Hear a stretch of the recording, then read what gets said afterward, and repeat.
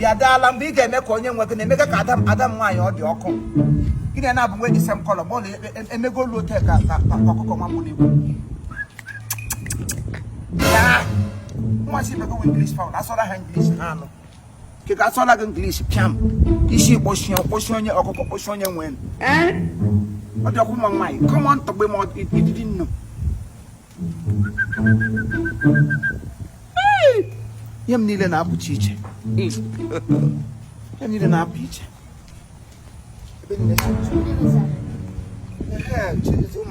I'm children.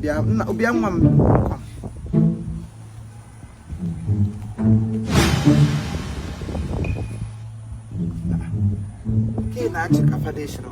Ha! I'll cover the post in all. Hello. Who are you? My name is Chidera. Chidera? Yes. Oh, the second. Oh, the second. I'm going to hide too much, man. I even got the composition here. There. No, I'm an adult, you know. I have a future. Adult to hunger. Hey, adult who do Kagama, and I'm going to adult who do not. Okay, you be like 5 and 6.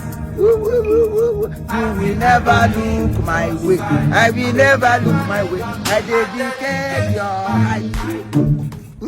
Hey, the man I call you. They will come sing good back. They were taking another warrior. I will come out about the thing for you. To prove. Madam, I believe you better go to December body ranch. No, and then we see someone. I'm a copasa. They will Copa, I know I see. They will cop. Oh, I cop a lago. I don't have copper on the we put the leg on. Anybody in the bed, why can I have a copper? Copa NYC. Oh, chocolate. Copper and the nefa. You got a mahadum here. Yeah, I go China. That's a visit. Any his have I serve Nigeria. You serve Nigeria? Yes. Hey, babe! Nigeria, you went to quite choice. You put some for huh? Nigeria, what the choice? When you put some for your Yanta, when boy, you were home, you're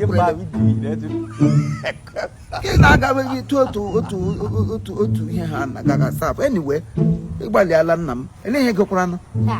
Philosophy. Philomena. No, study of mind and environment. Anya ni nubi. Yes. Kewo.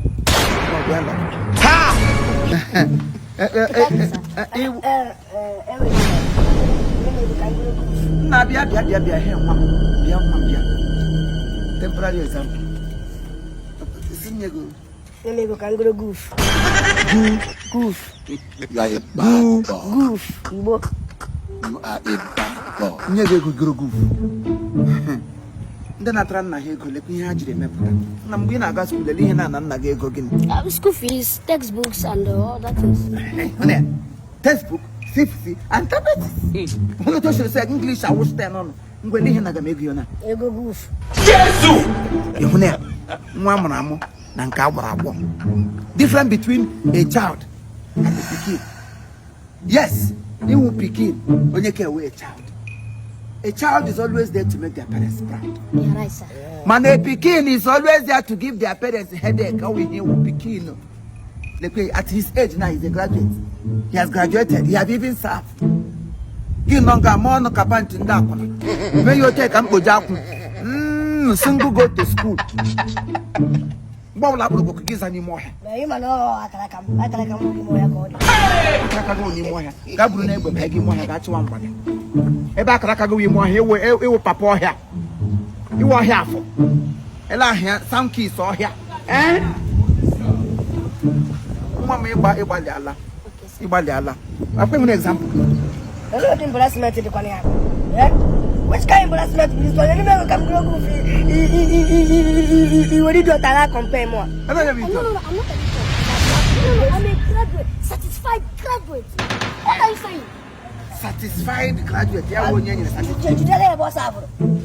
What's up in Nigeria? Yes, Nigeria, Nigeria, and you're proud of him. God have mercy upon us. Nigeria. One issue. If not my bago Pekin, we were a very, very decorated name. You an issue. Problem. Thank you. Anyway, who is your father around here? My father, is late. Paga one. Yes. Hey! No one did it up. Look, go walk around. The shike. Oh, thank God you maintained your portfolio. Maintain your portfolio. Mago hote ha kompago hote. Oh, yeah, to. Hanabo. Yes. Gi krempompo. Mbruputo wa. Iwe putago we nwedi ihe omozo ehuru buru ya wo hampompote. Onye ke hote maya de maya otu nwunye ma mụrụ ya onye mụrụ na mianu. Adodri ya lo take ohun botrom family. Magila paga wona ge gas. No, mama wobe. Mama now. Paga wona ge ira kwande koba. Paga wona ki bidro school. Yes. De o yele meli mo ni pama to be un. Wona be bidro school. So nyemen. Wona be bidro school. Awuru mo tan babiri na. Make me onye me come oga wo mpaga be mu be ge ga be school. Agala. What wrong ge but after school nkete nwere ke le ihe ga akatali ahụ gba. I got a school bag of water. Agala. Already back again, my pie got it.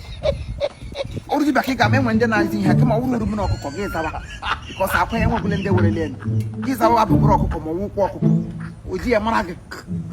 Idiot. Pago Monaco gas. No, me Lola look we only child to you only. No, I'm the only son. What to Bruma? Oh, it's a brilliant. You know why? Yes. While in school, you are married. Yeah. We go to Unfortunately, the same height. I should not give me any mistake in a marriage. Hey! We got another one. Oh, no mistake. I'm oh, it's a lot. Hey! Ekrego, give it to him, and you talk go now but the near Lola it all out one. Omona wakori bime. We na school be atege ahụ. I did go to school no na go biology na go practical ya. Rhythm ma. Mana o dokwa mma too. Ebe nwa shiri lo wa ya hiri. Good. Oh no case we lo onye loro ha ha wota. Na egwu no wa mebiela na atụkwa spa na emebi kori ya demo. Papa, odole ga na le wa ga gbochuru ụzọ n'ebe nọ. I will get a problem. You are an issue. You are an issue. Namwagawa oh, Thank you, sir. This you take a challenge school where learning house. Hey, you got your brother. Oh, you get to bra and there you go to the wedding on my for there. I would want to say, hey, Kagatonja, because I wouldn't get an about your cat and Kijanya Lake. Kawamoto Kiganya. Graduates, they are into Okada riding, for doing no into Keke riding, for doing into bus riding. Some of them do some manual jobs. Hey, everyone tricky follow you by womb. Maka de them gas saga Yelanishi, Akago, you know, Nishi. Never would take a gatonala. Onye dia yele shi adora kwa yishi. Ele him would keep me apart from one government office work. An office work. I got on a good desk, imagine. Because I would table and do cool again, I got give you. But I got that money when you're not behind the desk. No, nga video call bozu. Igbos. Many manager and Igbos.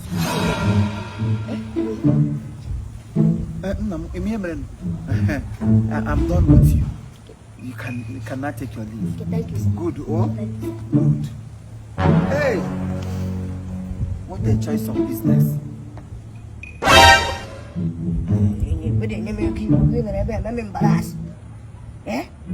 You only be cutting son, getting the rebel, I'm embarrassed. Who begot you?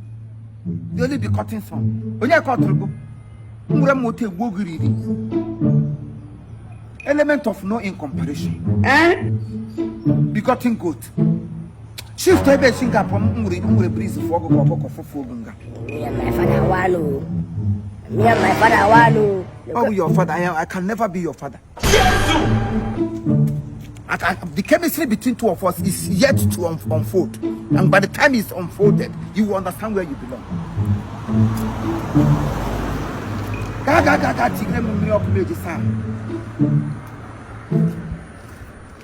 You would not happy. You would have penance. You are a penalty to me. I'm not like I'm my uncle Gasudi. Oh, my school. At least get you there. What dear? Get longer and I make you, but I make contact. Thank you.